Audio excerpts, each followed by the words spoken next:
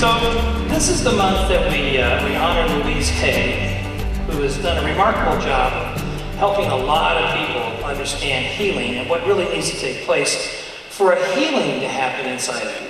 So I want to talk about that all month long, but this is a philosophy, a healing philosophy of truth. That's the title of this talk today. And to get us started, I'm going to have Reverend Carlos Shiradas read to you from the front of your program something that Louise wrote about healing. What we think about ourselves becomes the truth for us. I believe that everyone, myself included, is responsible for everything in our lives, the best and the worst. Every thought we think is creating our future. Each one of us creates our experiences by our own thoughts and our own feelings. The thoughts we think and the words we speak create our experiences. We create the situations and then we give our power away by blaming others for our frustration. No one, no place, no thing has any power over us, for we are the only thinkers in our mind. When we create peace and harmony and balance in our minds, we will find it in our lives. Which of these statements sounds like you? People are out to get me. Or, everyone is always helpful. Louise Hay. Thanks, Carl. The whole notion of healing is different in different cultures, different in different religions too. There's a lot of religions that believe you call in some magic incantation and healing takes place through some external power, and which is, I guess we call our Western medical model. So when the Western medical model attempts to heal someone, the doctor who's performing that operation, most doctors know the truth, that they're not really healing anybody, they're just simply putting people in a place where healing can happen. Because real healing takes place from the inside out. And people that have been in this teaching for a long period of time know that. But one of the things that's really great about Louise is that she brings it so clearly and so simply into place by reminding us that we are the thinkers in our minds. We're the ones who are thinking our lives up or thinking our lives down. Now, she also says, too, that a great deal of what our belief system is involved with, of course, comes from our parents, it comes from our background, it comes from the role models that more or less model for us behaviors and how to react to life. So one of the things that is really important to understand about healing is that in order to gain freedom, in order to have a sense of choice, in order to stabilize your life, and in order to have a sense of presence, of being present in the world, you really do have to move away from the past. And this is so very difficult for many people because the past is what defines you, it's what identifies you, it's the personality traits and habits and motivations that people tend to come equipped with. But Louise is always bringing back to people the fact that it is in the present moment where healing can happen, not in the past. And if you're living in the past, if you're dragging around a lot of old behaviors that keep repeating the same experiences over and over again, you've really got to shift your mind into thinking something different. But not only do you have to shift it, as we say in our philosophy, you got to keep it shifted. You can't just say it once and hope it'll manifest. So there's a lot of work to be done. And one of the things that Louise did back in the 80s was she started working with people in North Hollywood specifically, and a lot of those folks had AIDS, and they were really trying to figure out how to live their life not in fear, but in peace. And one of the things that Louise did in her ministry was to really help people see they didn't have to be afraid. But to get them to the place where you could let go of the fear, they had to get to this place where they could go through sort of a process of seeing how their mind was thinking. So she had this exercise called the should, could, and why not exercise. And so she would have people in her audience say, when it comes to health, I should, and then they had to complete that line. But they had to complete it with a mirror in front of them. They had to see themselves actually saying the words. Because Louise knew that unless you could actually see the facial expression on your face, you know if you're telling the truth or not telling the truth, or if you're making something up, or if you're really being honest with yourself. So as an audience, when it comes to health, I want you to say that and complete that. But don't do it this way, because the first service they went, when it comes to health, I should, and the mumbling would start. wasn't a lot of clarity in mine. So when it comes to health, I should, let's say it together, when it comes to health, I should. I heard somebody say, leave my husband.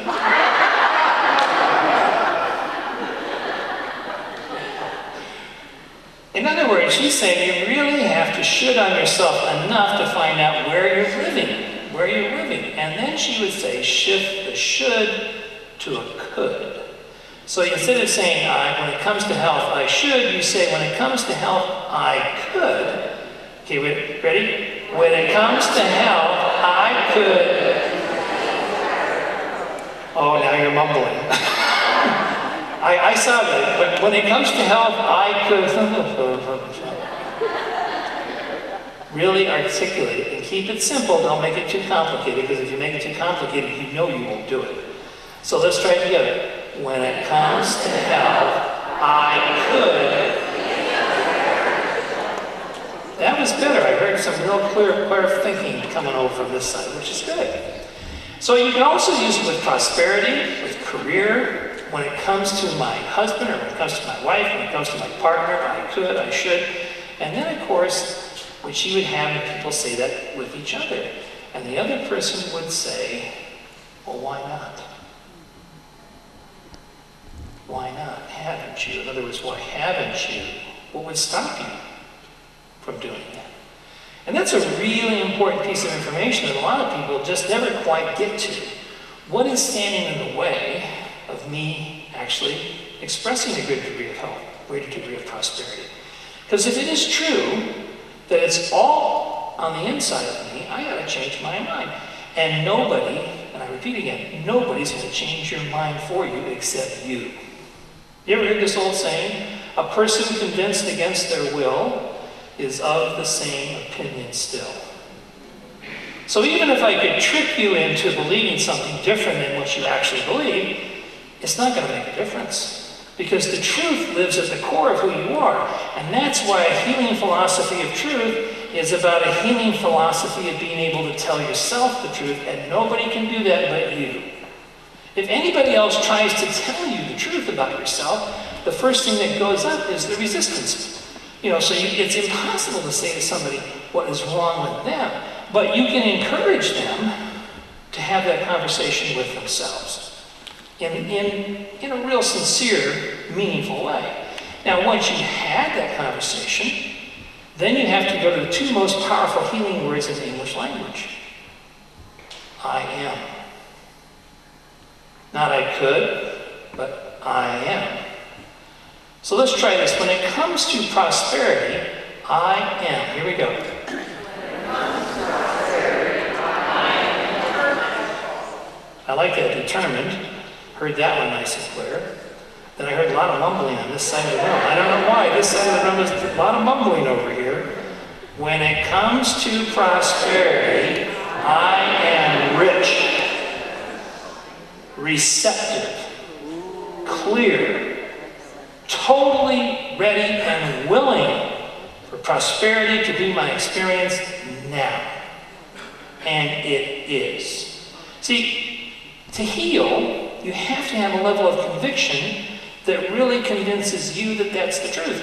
Because according to our philosophy, is that it works according to your belief system. Whatever you think is true, that's what you experience. Whatever you think is true, that's what you experience. It doesn't make any difference if somebody else doesn't think it's true. If you think it's true, that's what you experience. Now, I want to be sure you understand this, that no matter what's going on around outside of you, listen carefully to this, the experience you're having has nothing to do with that. Because the experience you're having, irrespective of what you think is stimulating it, is still going on inside of you. It's an internal experience. It's not external.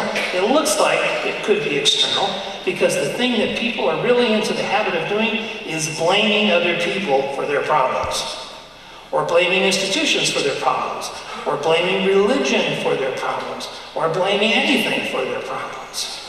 Or how about blaming themselves for their problems? And Louise Hay, I remember talking to her once or twice in the 80s at different events I was at, And she'd always say the same thing. She said, it's because people still don't believe they're good enough. I mean, the good enough thing really is, it's an epidemic. I'm just not good enough. That's why I don't have what I want. It's because I don't believe it's mine. Or I don't believe I deserve it. So how do we get around this Western thinking? I'm going to call it Western thinking that says you have to work for it. And then if you do, what kind of work do you have to do? Because it's not about working hard to get things. It's about working in love and in principle to receive things. This is really a different philosophy. It's a whole different model. Because it doesn't mean you don't work. It means that your work is converted into love. Can you hear that again? Your work is converted into... Because if it's not loving, if what you're doing for a living is not feeling like love, then it really is work. Because at that moment, you've frozen yourself in an effort. Effort. You have to work an effort. And life is arduous. And why do you know that's the truth? Because you watched your parents, or you watched your relatives, or you watched other people do the exact same thing. Now, I personally think I'm very, very conscious in my whole life has been a very conscious experience, because I have done things and seen things early on in my life that helped me see that I really wasn't intended to, and this is going to sound funny to you, work for a living. Now, how many people have said, I wasn't intended to work for a living, therefore I'm not going to work? That's not what I mean, of course. Because everything I've ever done in my life, I've always efforted, so to speak, worked very hard at it because I loved it.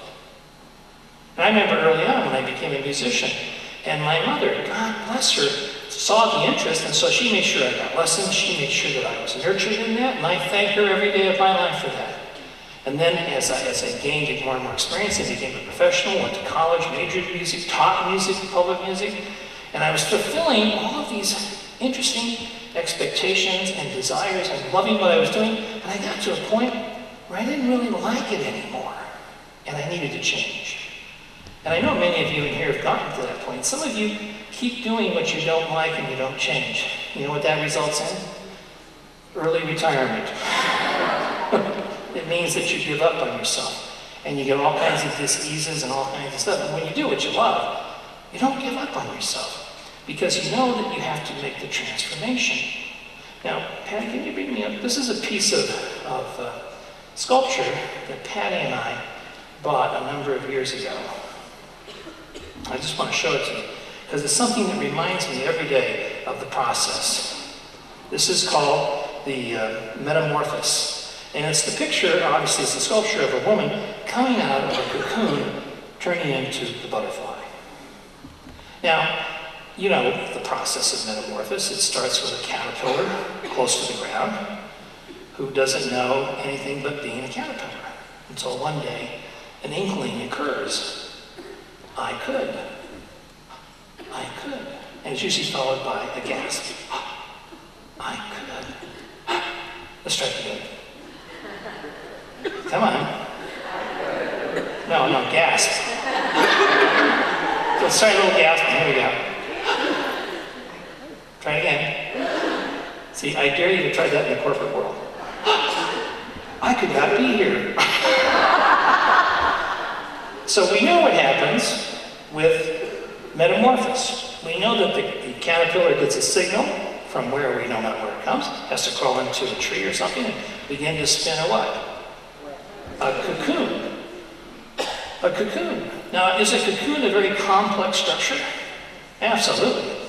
It's one string of circumstances after another. And I'm talking about you now, not the butterfly. I'm talking about you.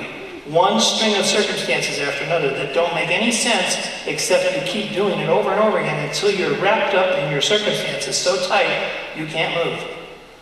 Now, people come to me all the time and say, I need a healing, I need to get unwrapped. I say, no, you don't. You just need to be patient. You're in the cocoon and things are emerging.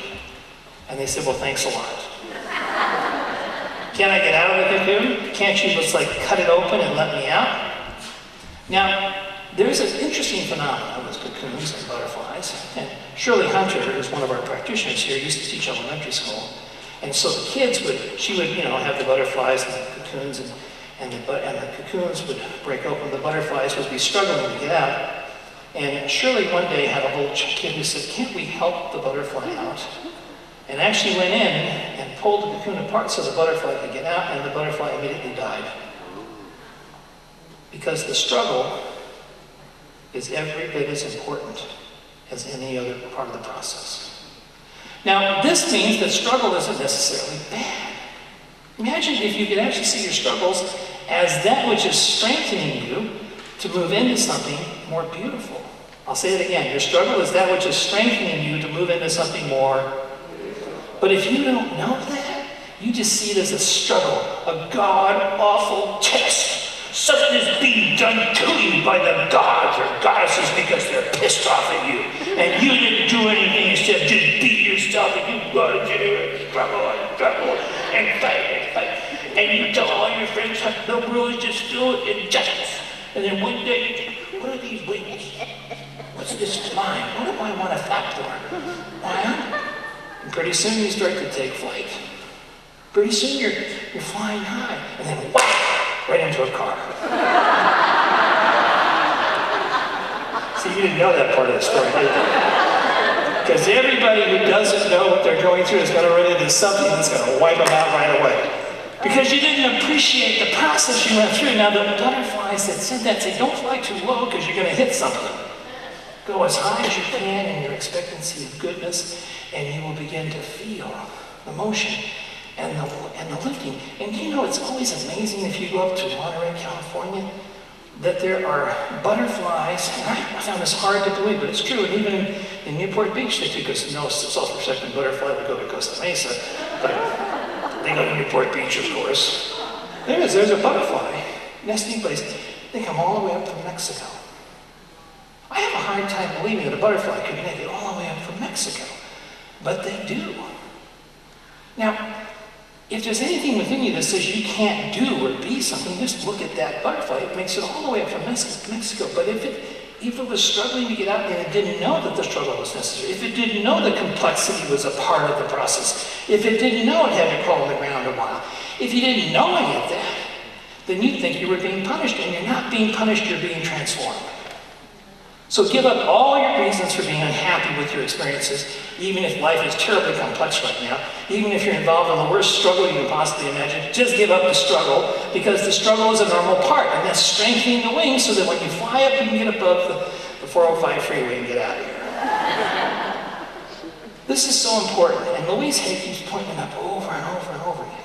She says you've got to recognize that the cocoon is all that past history stuff. And it's okay, it's part of your transformation, but it's not the identity of who you really are. Never has been. It's time to wake up to who you are. And that's the message over and over again. My job is finding people, I remember when my kids were little, they'd say, well, what does your dad do for a living? And they made the mistake once of saying he's a minister. And then there was a half-hour discussion after that. So they would ask my kids, and Rob will tell you this, what's your dad do for a living? He's an airline pilot. It's a true story.